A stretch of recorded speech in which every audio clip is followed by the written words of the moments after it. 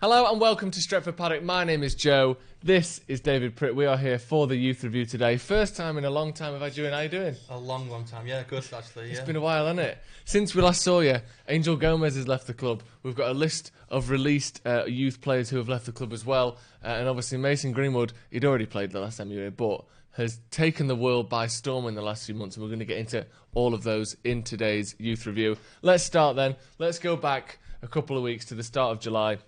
And let's have a look at this release list by Manchester United. The players who have been let go. The players who have been let go by choice. Yep. That's the difference, because we'll get to Angel Gomes in a minute where there was a dispute and there was interest in keeping him. But you've got the list there of the players who have gone. Let's just take our time. Let's go through these guys. What you think to them, whether you think they could have had a shot at United, what went wrong maybe in some of these careers. So let's start there with Aidan Barlow. So Aidan Barlow, I feel a bit bad for him, to be honest. He's a decent player, attacking midfielder, but we've got too many midfielders. If at the moment the first choice really in that is Levitt and Garner, they're not really pushing into the first team at the moment. You've also got Galbraith, Traore, and someone like him, unfortunately, it's not really going to work out in the first team, so I think they've let him go to try and explore, see if we can get in a first team somewhere else. Fair enough, that one, isn't it? One that we'll come up to next on the list is one that I wouldn't say... I think maybe you can see now the time has come that things were always going to change, but someone who I thought when he came through under Van Gaal, wasn't it, was exceptional, and I thought this guy's going to be in the first team for a long time, is Cameron Borthwick-Jackson, who was released as well. What do you think went wrong with Cameron? What do you think do you think he's still got a career? Do you think he's still got a future ahead of him? Because he looked so bright, didn't he, when he first came through? It's a real shame with him, because when he got into the first team, the balls he was crossing in with his left foot, I think he got a few assists and he looked like the real deal. Yeah. Then Luke Shaw came back from injury, so he was put back in, and then he went out on loan a couple of places and it didn't really work out, and he's had a few injuries, and unfortunately we've got Brandon Williams now, we've got Luke Shaw, and I just don't see him.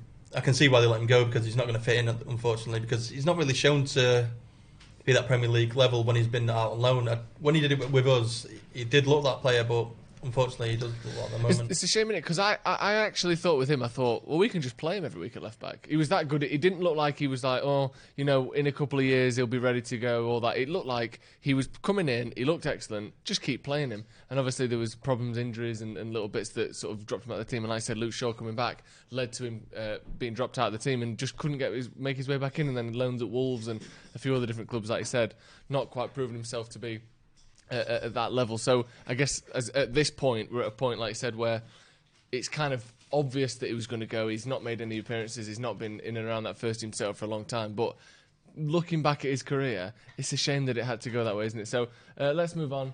Who we got next? Alex Fordycheck. I feel really sorry for him. He's decent keeper. Yeah. Well, he didn't get to the better starts when he first joined. I was a little bit critical of him, to be honest, but he grew into a great keeper, and then the following season we got Matty Kovar in. He was just a phenomenal, really phenomenal keeper.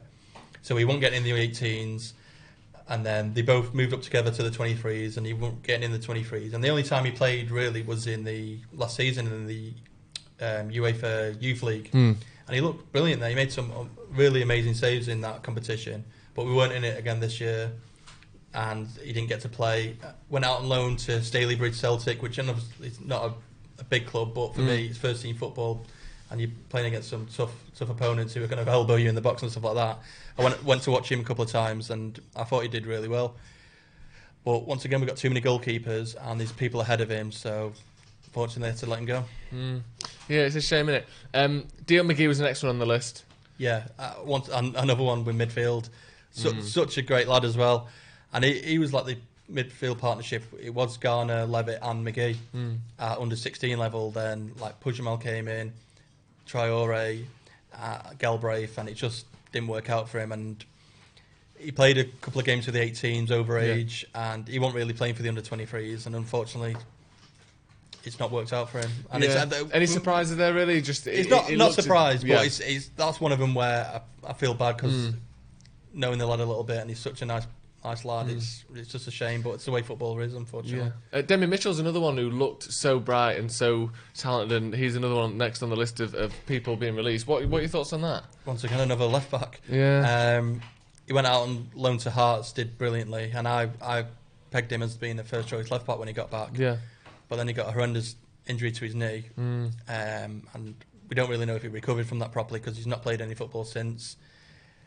I think he got back into training, and then unfortunately we've let him go. But because he was good at Hearts as well, wasn't he? Yeah, he was really good. I think they really wanted him to stay, stuff like that. But like I say, bad knee injury, and hopefully United will, even though he's not at a club now, I think they'll keep him around just to make sure he's rehabilitated and finds a new club because it was a bad injury he had. Yeah, O'Hara as well, next on the list. Once again, another goalkeeper. Yeah. We've got too many. There's just not enough space for him, is there? Exactly. He's only one position. With a midfielder, if you're saying there's too many midfielders, at least there's three options. You can. The goalkeeper's just one, and if you've got the same amount of players, it's just not going to work out. I don't think he was ever going to get into that first team. We've still got Dean Henderson. We've still got Pereira. Yeah. So Joel Pereira's still knocking about. And like I said before about Matty Kovar, I still think he's a decent keeper, and he's probably above his level at the moment. We'll go to George Tanner next because we'll save Ramazani for the end. But George Tanner next up. Fullback. Yeah. Decent player. You know, some games I've watched him and he's looked like a decent player. But do you think he's going to be not one that you're surprised that he's gone? No, you don't. You don't think he's going to be United first team choice? But no. Yeah, let's get another nice lad. And finally, then Larger Ramazani, who looked, scoring goals and looking like an excellent player, looking like he would get a chance in the first team. And never quite up at that. You know, are you a little bit surprised that he didn't take that step? Because it looked, of all of, or not maybe of all of them, because some of them obviously stayed on, but of the ones who have been released, I'm kind of surprised we never saw more of him in the first team. It's rumours what I've heard from him. I love a rumour. Yeah, here's a rumour. As in the 18s, he was brilliant. He was very aggressive as well. I mean, if he got tackled by the biggest bloke, he'd grab him by the throat, and sometimes that was a bad thing, but it was good in other ways as well. He moved up to the 23s and they calmed him down a bit, but also in that, I think he calmed his lifestyle towards football down a bit. And from what I've heard, he was turning up late to training and not putting the effort in, and I think they just had enough of him. Even though he's a decent player, if you're not going to put the effort in, I don't think... It's such a shame that, innit? And that's one of those things when you talk about the effort and people talk about turning up late for training and diet and off the field stuff, and people always say, and my initial instinct is to go, well, you're on that kind of money and anyone would love to be a footballer, surely you can put the work in for that. But it's such a common thing.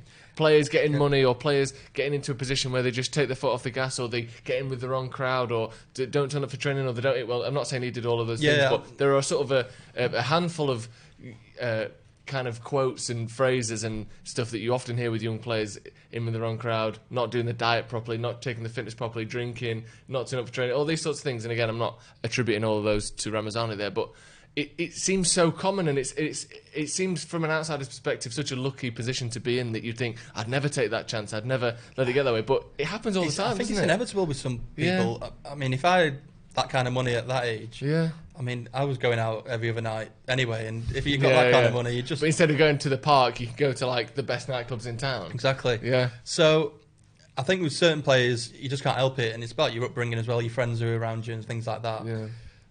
But that's what makes the decent players strive to be the best, because they sacrifice everything. Yeah, and there's so many things that go into being a professional footballer. One of them, some of them are out of your control, like your injury record and that sort of thing, as we talked about there with Demi Mitchell. But some of them is just how you are, how you're. We saw with Cristiano Ronaldo is a great example of putting in hundreds of hours off the training pitch a week, or not a month. Hundreds of hours over his career into extracurricular kind of work, and not everyone has the constitution for that. Not everyone has the personality that can sort of take them through on just energy and work rate alone. So unfortunately, that's one of the things that can let you down, and obviously we've seen that there, which is a big shame. Moving on then from the release list, someone else who has left Manchester United, you wouldn't say he's released, failing to find a contract agreement, is Angel Gomes. We've been talking about this for months over on the old Stretford Paddock, and we're talking about it here on the new Stretford Paddock as well. You told me, how long was it ago, that you thought Chong would sign and Gomes wouldn't? 4 or 5 months ago. Months and months ago, and everyone's like, nah, they'll both sign, or Chong ain't good enough, he won't sign. Angel will sign, he's been here for years. You were spot on. So a round of applause, but not a real round of applause, an internal round of applause for David on that one. But Angel Gomes has left the club. Give me your reaction to that. What do you think? We'll get into sort of maybe where it went wrong and some next steps for Angel, but your initial reaction to him leaving? Not surprising the slightest. There's a reason why I said that I didn't think he'd sign. I don't know if it's bad advice or his attitude towards thinking the kind of player he is. I just didn't think if he wasn't getting first team football regularly at United, I thought he was gone. It's a shame. It's such a shame, isn't it? Because again, and I'm not trying to slag off a player who's left and it's open season. You can say what you want now. He's gone, but it's not like when he came into the first team. He really blew us away. He didn't really register any goals. He looked good and he looked promising, but I wouldn't have said. I don't think the reason he wasn't playing is because of this contract dispute. People like to say that. I think it was just his performances at the time. No, because once again, Chong had contract disputes and he was playing. Yeah. I mean, don't get me wrong. The first couple of games he played for United, he looked bright. He obviously came on the Crystal Palace game for Rooney's last appearance, and he looked good. And then about a year later, he came on Yeovil in the FA Cup, looked decent again.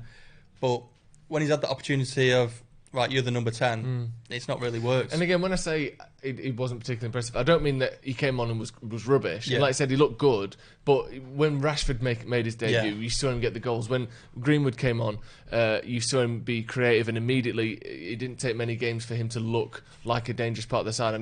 He didn't quite have that instant impact where you would say he needs to be playing for Man United. Well, it all stems from the 18s. When he was in the 18s, he was phenomenal. I mean, really, really good. For me, one of the best I've seen until Mason came along. Yeah. When he moved up to the 23s, I just don't think it was the same. He had a couple of knee injuries, not long term, but just the odd niggle and stuff like that, and he was just never the same player. And I've got a theory about it, but do you want to tell us the story? Let's get into that. We'll talk a little bit about Mason and we'll tie these two together. So Mason Greenwood, of course, has been tearing it up for the first team, as a lot of people expected he would. We'll come back to Angel Gomes, we'll tie this all together. But Mason Greenwood, you expected this, didn't you? Yeah, everyone I've ever seen, it was inevitable he was going to be scoring goals for the first team. Yeah, and you've seen him from when was the first time you saw Mason Greenwood? Do you remember? Yes, I've talked about these the other day. You don't mind if I just quickly check? No, sure. Because obviously he's been in and around the team for a long time.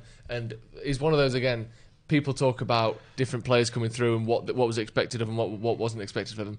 When he was 13, people were like, he's really one to watch. Well, he was one of the players I started watching. Like the first time I saw him was November 2016 for the under-15s. When he was just 3 years old, Mason Greenwood, I think, 4 years ago. But there was always talk about this young lad called Mason around the academy. No one knew his last name. He's just this Mason. And I had the opportunity to watch him that game. Unfortunately, he was against City. We got beat 9-0, and he was stretchered off. Was he? Yeah. But for them few minutes, he was decent. One of the best stretcher performances I've ever seen. But from that, when he came back from his injury straight away, he was just banging in the goals. Yeah. And you could see straight away, just, you know when you've been injured, it takes a few games to get back. He was just straight away, bang, bang, bang, goal. And honestly, he's the best I've seen at academy level. Well, let's get into that as well. Obviously, we've talked a lot about Mason Greenwood, his involvements in the first team. We spoke about that in other videos. But sort of let's tie this back to the Angel Gomes thing. You said before that Angel Gomes was the brightest talent you'd seen until Mason came along. Do you kind of remember that transition, that kind of period there? For me, it was this game here where we played Derby away. The date, is 2017 against September. Yeah. Angel was captain, and it was... Green was on the bench. And this is just after Angel had won, was it the World Cup? Yeah. Which I also find funny because he was the captain, but he never played in the final either. And maybe that they were signs. But we played in this game, got beat 2-0 by Derby, played awful. Greenwood came on late on for his second appearance for the 18s. And I don't think Angel had the best of games. And it was this moment where we went over to talk to his dad just to say hello and stuff. And his dad said, "This is disgraceful. He should be playing for Barcelona's first team now." And I joked and laughed, and he was being serious about it. And from that moment, I thought, this is what he's being told all the time. He's too good for the 18s. He's too good for this. He should be playing in the Champions League. Should be doing this. And it can get to a young lad's head, and he can think he's too good for anything. Especially when there is obviously the proof wasn't in the first team, but when there is. He's got a track record of winning things with England. He's the bright spark in the academy. He was such a good player. He was the captain of, like you said, he didn't play in the final, but of that England side.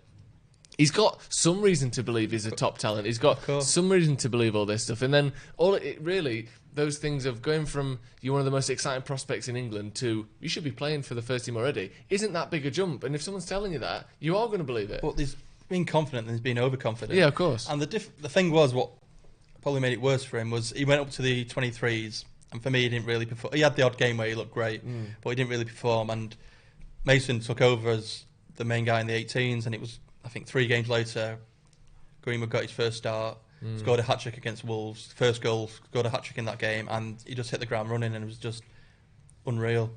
And do you think he was always sort of playing catch-up after that? And we obviously didn't see him that much in the first team. He didn't actually play that much for the under-23s in the last year either, did he? Who's this? Angel. Yeah, no, that's down to some injuries and the fact that... Oh, yeah, he wasn't dropped, but just in terms of his career development, I mean. To be fair, I think like with Levitt, Garner and Traore and Galbraith, sometimes he wasn't getting in that team because they gelled better and he was maybe just a bit of an individual. And it's sad to see him go because I do rate him as a player, but if he thinks he's too good for United... Yeah. You know, Quickly before we go, where do you see him playing next season? Is there a chance, because he hasn't signed for anyone yet, do you think there's a possibility that he may still sign for Man United? Do you think there's a chance of that? I don't. I think he's going to go abroad. Yeah. I think I wouldn't be surprised if he goes to... That path is being Portugal. trodden more frequently than ever these days, isn't it? We've seen it with Sancho, we've seen it even... Oh no, he's not a youth player, but Ashley Young and Chris Smalling and other English players going abroad seems more like a... Actually, this is quite a good idea now. Jude Bellingham's another one who seems to be on that path, and yeah, maybe it'd be the best for him. Yeah, I hope so, because you'd like to see him as a professional, but it would have been nice if he was at United. He just had to be patient. Yeah, it's a shame. Anyway, thank you very much for joining me, David. Once again, big shout out to you for calling that one close to 6 months ago. It's getting longer and longer. It is. It's a year ago. 2 years ago he said this. So if you want the inside scoop on the youth news, stay here because the Youth Review is the place to get it. David, thank you very much for joining me. Thank you very much for joining us at home. See you in a bit.